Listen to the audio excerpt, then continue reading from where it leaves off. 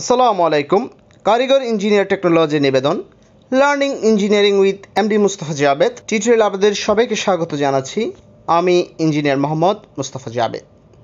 দর্শক, আজকের টিউটোরিয়ালে কিভাবে ইনভার্টার দ্বারা পরিচালিত একাধিক মোটরকে মাস্টার স্লেভ পটেনশিওমিটারের সাহায্যে স্পিড সিনক্রোনাইজেশন করবেন তার সচিত্র ধারণা দেওয়ার চেষ্টা করব। চলুন তাহলে শুরু করা যাক। ইনভার্টার দ্বারা পরিচালিত একাধিক মোটরকে সিনক্রোনাইজ করার জন্য আমি উদাহরণস্বরূপ দুটি ইনভার্টার নিলাম। ইনভার্টার দুটির পাওয়ার ইনপুট টার্মিনালে 3 ফেজ সাপ্লাই দিলাম RSTতে এবং UVW থেকে দুটি মোটরে পাওয়ার কানেকশন করলাম। পাওয়ার টার্মিনালে কানেকশন করার পর এখন আমি ইনভার্টারটিকে রান করার জন্য যে কন্ট্রোল কানেকশন ডায়াগ্রাম সেটি দেখাচ্ছি। মনে করলাম ইনভার্টারটিকে আমি ফরওয়ার্ডে রান করব, সেজন্য আমাকে ফরওয়ার্ডে রান করার জন্য FX যে ইনপুট টার্মিনাল রয়েছে সেটিতে কমন থেকে সাপ্লাই দিতে হবে যদি আমি ফরওয়ার্ডে রান করতে চাই, আর রিভার্সে রান করতে চাইলে RX-এ সাপ্লাই দিতে হবে। রান কমান্ড কানেকশনের পর এখন আমি আপনাদেরকে কিভাবে পটেনশিওমিটারের সাহায্যে ইনভার্টার দুটিকে সিনক্রোনাইজ করবেন সেটি দেখাবো। তার জন্য আমার 3টা পটেনশিওমিটার লাগবে, যার একটি হচ্ছে মাস্টার আর দুটি হচ্ছে স্লেভ। মাস্টার যখন স্পিড বাড়াবেন আপনার ইনভার্টার দুটির যে সাথে সংযুক্ত মোটরসমূহের স্পিড একই সাথে বাড়বে। মাস্টার পটেনশিওমিটারের স্পিড কমালে ইনভার্টারের সংযুক্ত মোটর দুটির স্পিড একই সাথে কমবে।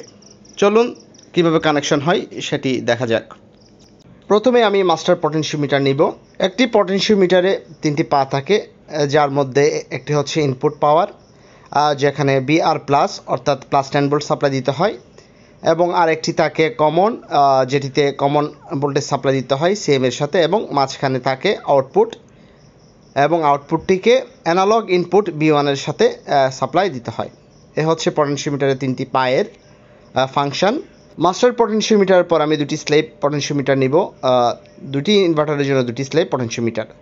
এরপর যে আমি মাস্টারের ইনপুটে প্লাস VR প্লাস থেকে 10 ভোল্ট সাপ্লাই দিব, এবং যতগুলা পটেনশিওমিটার আছে মাস্টার স্লেভ সবগুলার কমনকে আমি CM এর সাথে, প্রত্যেকটা ইনভার্টারের CM এর সাথে কমনলি সংযোগ করব।